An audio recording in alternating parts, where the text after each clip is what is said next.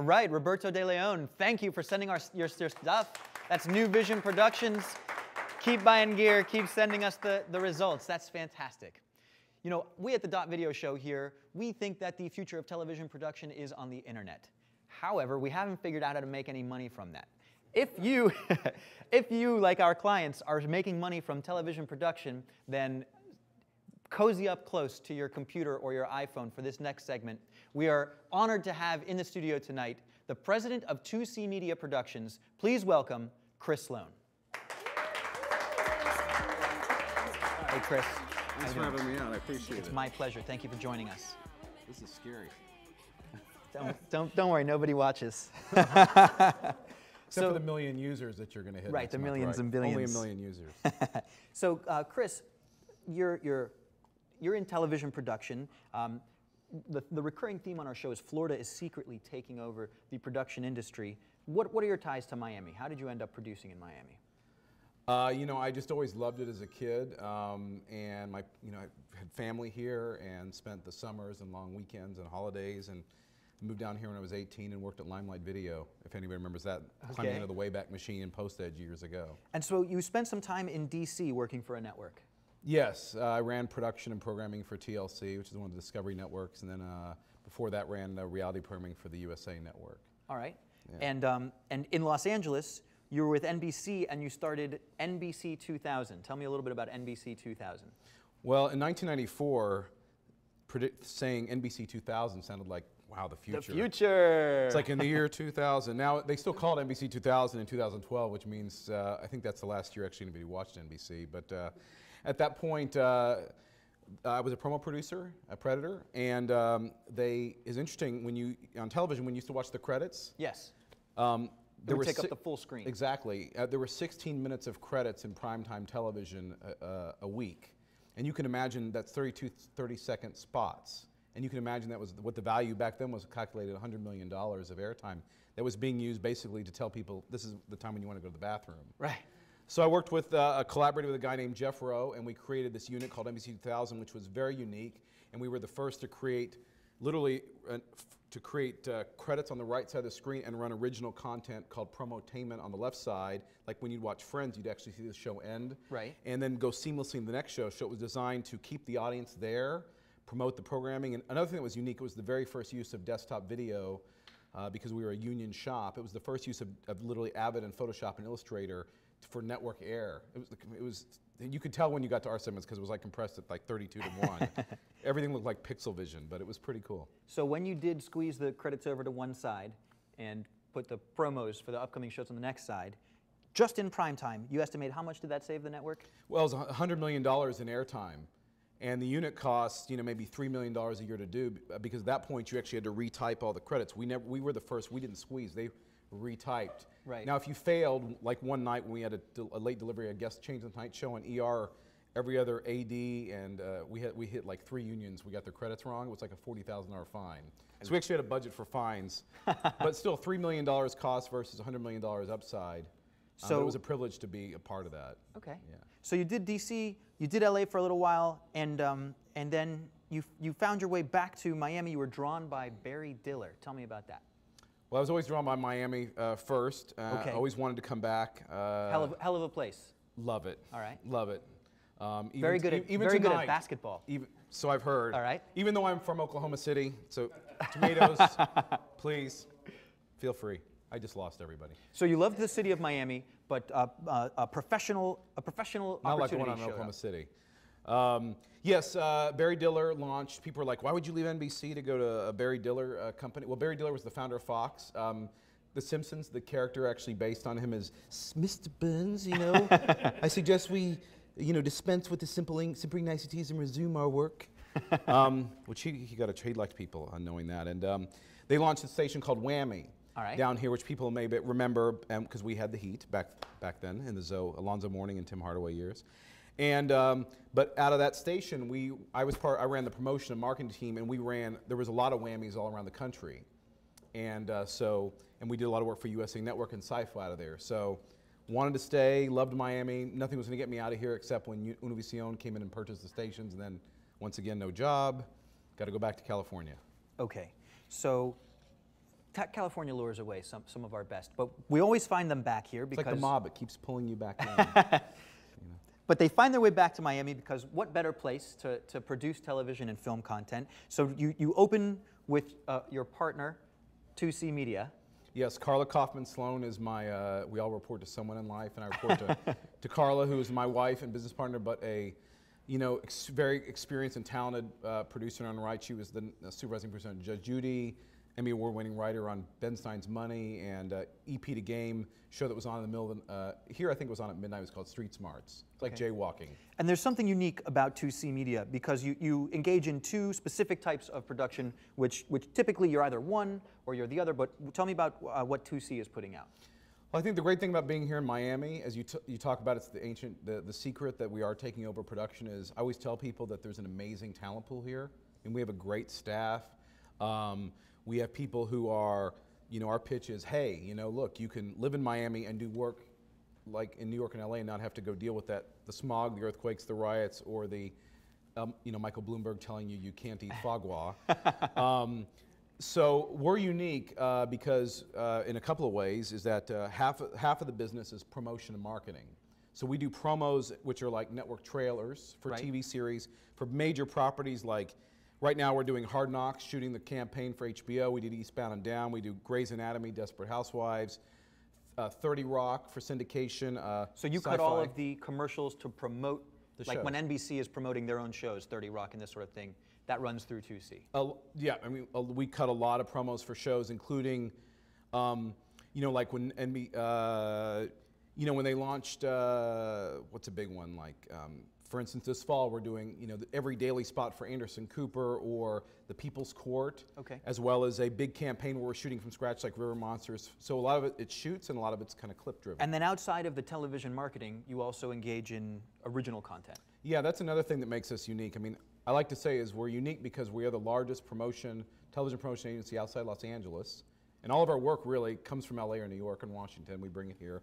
But we are unique in that we're one of maybe just 2 or 3 companies that successfully also produces original series, full-on original series for cable networks, start to finish. I mean, the whole thing is done and produced here. So in a moment, I'm going to ask you about, bringing a show from idea to air. But first, you brought a clip that sort of explains what's going on over at 2C Media. Verge, do we have that clip?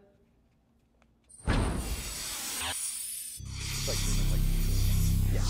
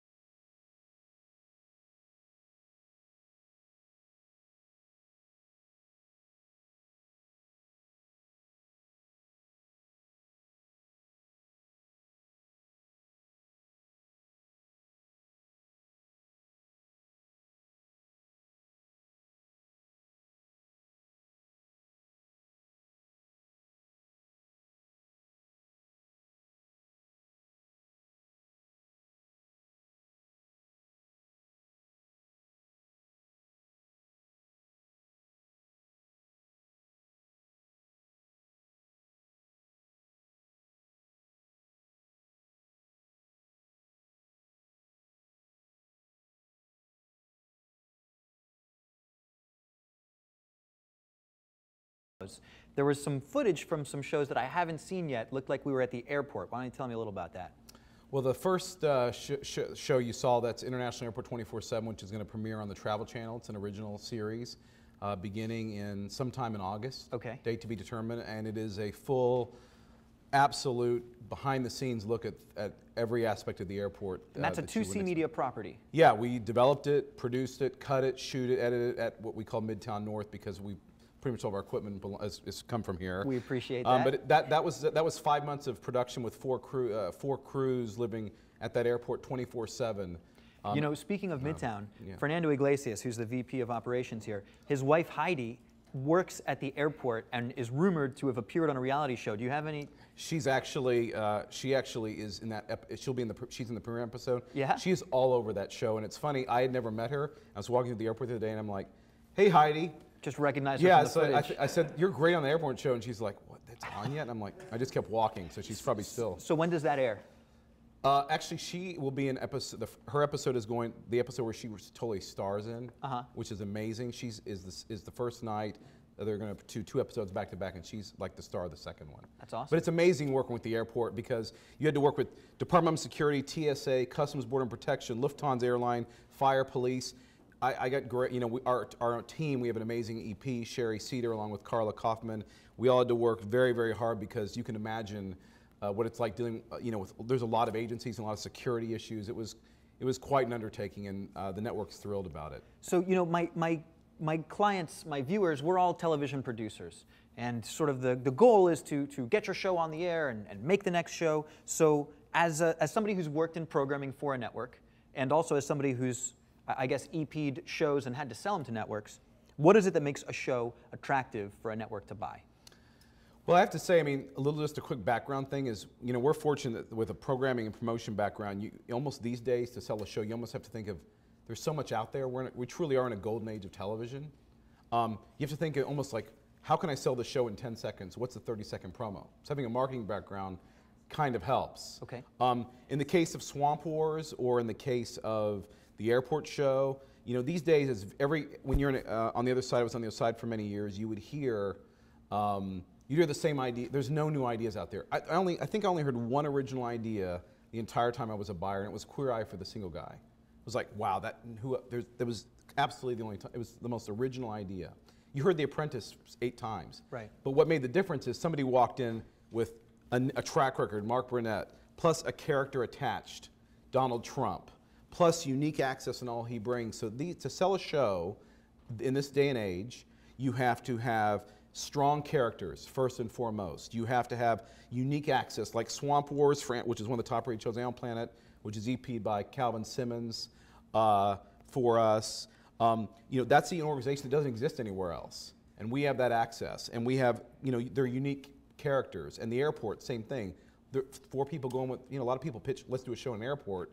But Miami Airport plus Department of Security. Plus Heidi Iglesias. Plus Heidi, exactly. Well, that makes a huge difference. You have to have character, and it has to be, these days, it has to be a noisy idea, like where people are like, you know, the one line of, you know, Alaska Ice Road Truckers, you know, Pawn Stars. You know, you have to be the first. These days, it's best to be the first in rather than be the 5th duplicating it. But so you've got your idea that's already been had. You've got your characters that set you apart from any other show out there. You've got your idea. What does it take? What are the actual mechanics of selling a show? Do I have to come to you with a pilot?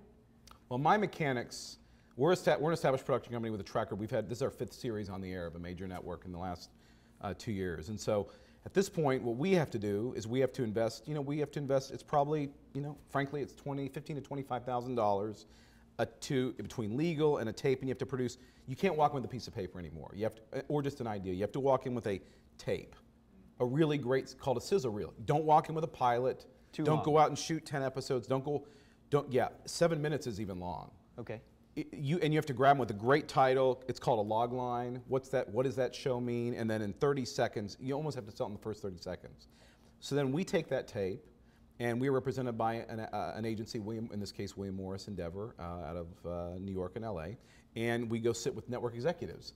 And their job is to say no, generally as fast as they can. So you've got to give them all the ammo to not say no. So not only do you walk in the case of the airport or Swamp Wars or Danger Coast that we did, with the county, who's been a great partner. They could go, okay, that tape's awesome. Wow, that's really cool.